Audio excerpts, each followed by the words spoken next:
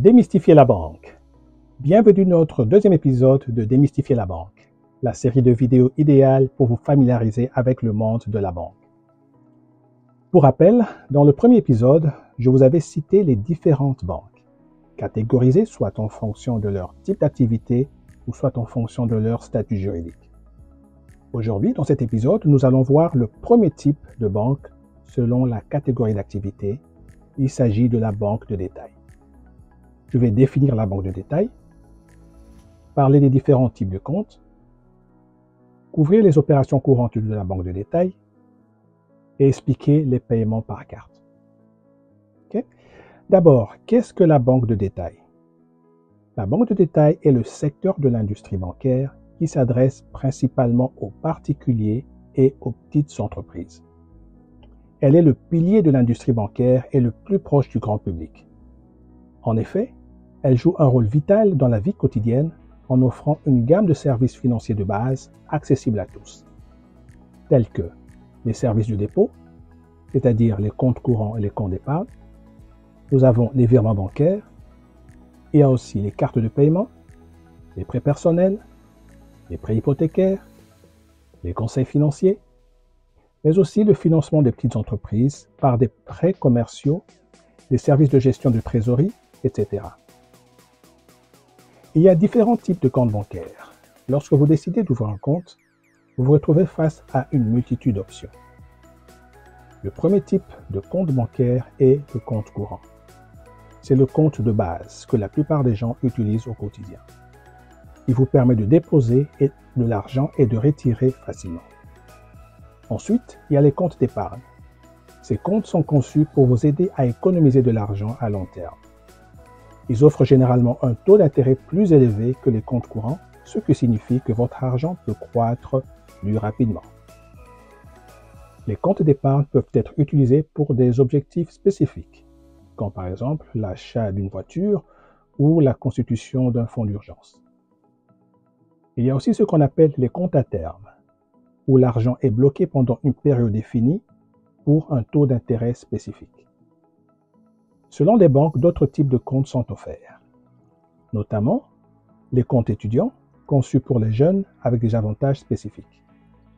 Nous avons aussi les comptes professionnels destinés aux entreprises pour répondre à leurs besoins financiers.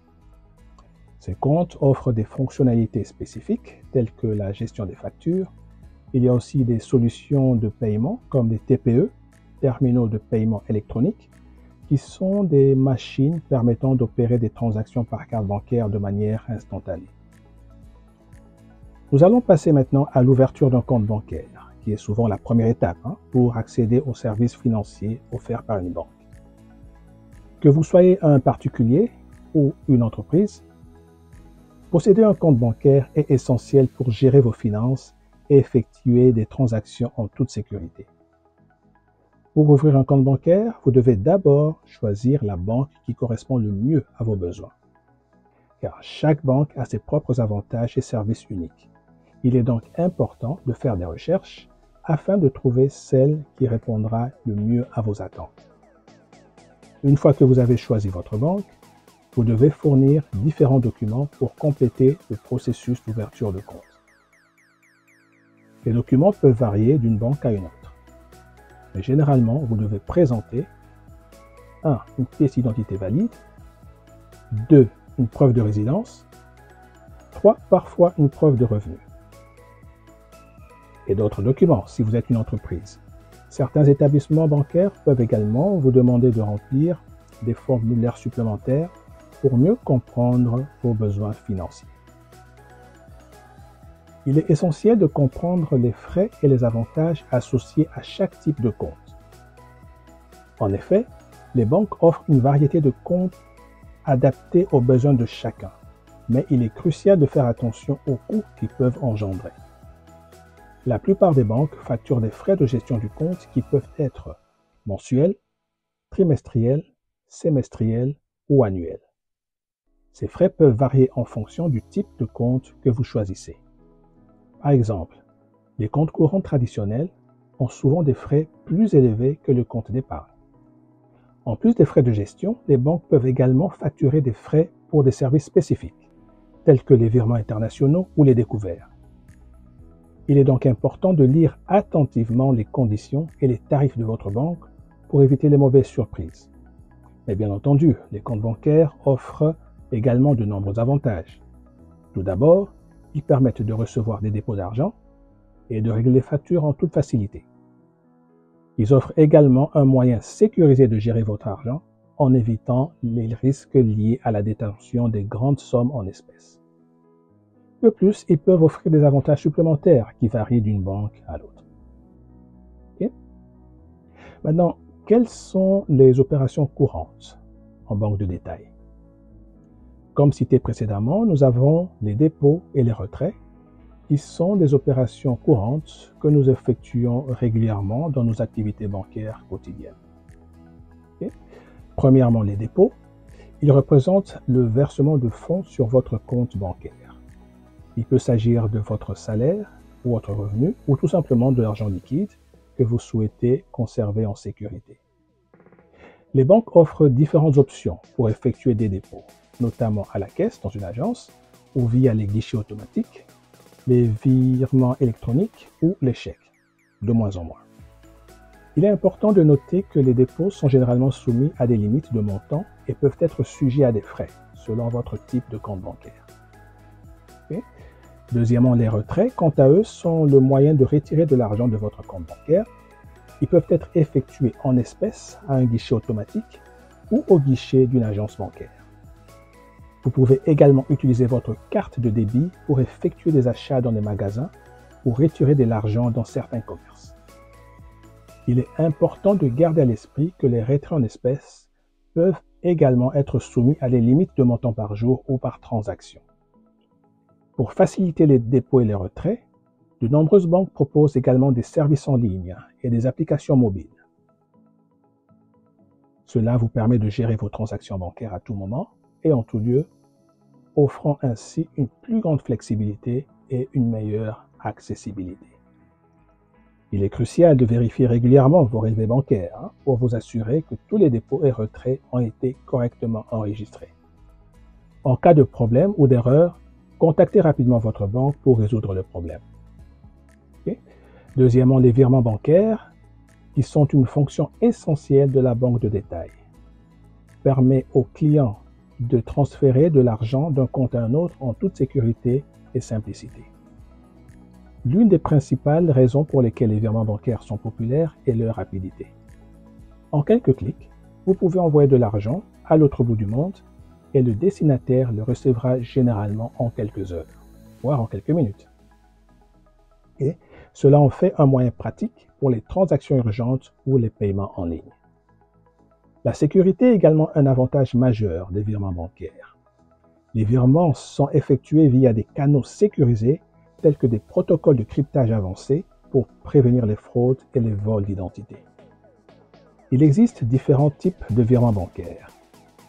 A. Les virements nationaux, qui sont utilisés pour les transferts d'argent à l'intérieur du pays. B.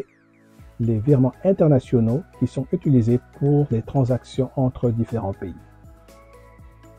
Les virements réguliers sont programmés à l'avance et se répètent à intervalles réguliers, ce qui facilite le paiement des factures périodiques.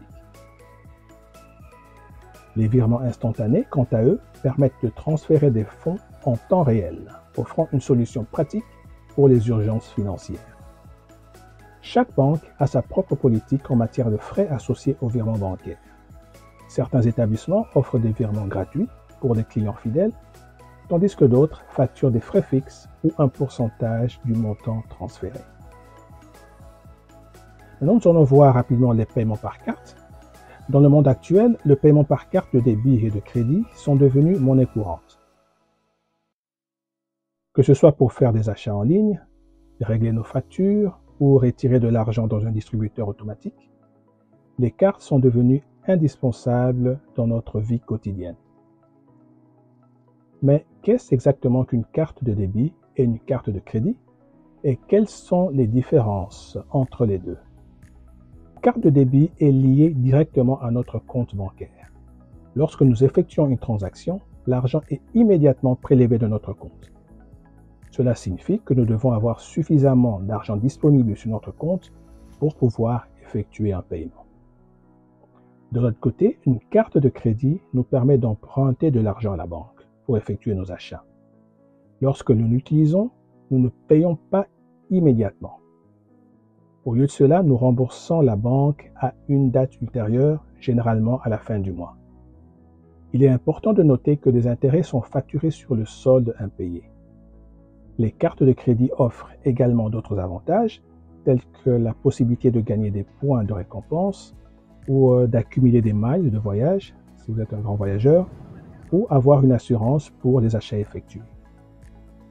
Il est essentiel de connaître les avantages et les précautions à prendre pour notamment éviter les problèmes de surendettement. Que vous utilisez une carte de débit ou une carte de crédit, il est important de garder un œil sur vos dépenses, de vérifier régulièrement vos relevés de compte et de signaler toute activité suspecte à votre banque. Les paiements par carte de débit et de crédit peuvent être pratiques et sûrs à condition que nous les utilisons de manière responsable. Okay. Nous sommes arrivés à la fin de cet épisode. Dans le prochain, nous allons continuer avec la banque de détail en parlant cette fois-ci des prêts et des crédits. Okay. Donc, si vous avez apprécié cet épisode, veuillez bien cliquer sur le bouton j'aime ci-dessous et sur le bouton d'abonnement à cette chaîne. J'aimerais avoir le plaisir de vous compter parmi les membres de ma communauté. Vous aurez ainsi accès en exclusivité à tous les nouveaux épisodes dès leur publication. Okay. Vous avez aussi la possibilité de participer aux discussions dans les commentaires. Et si vous estimez que ce contenu vous plaît, ça pourrait également intéresser vos proches et amis, n'hésitez pas à partager cette chaîne avec eux. Je vous remercie sincèrement pour votre soutien et pour la confiance que vous accordez à ma chaîne. À très bientôt, démystifions la banque.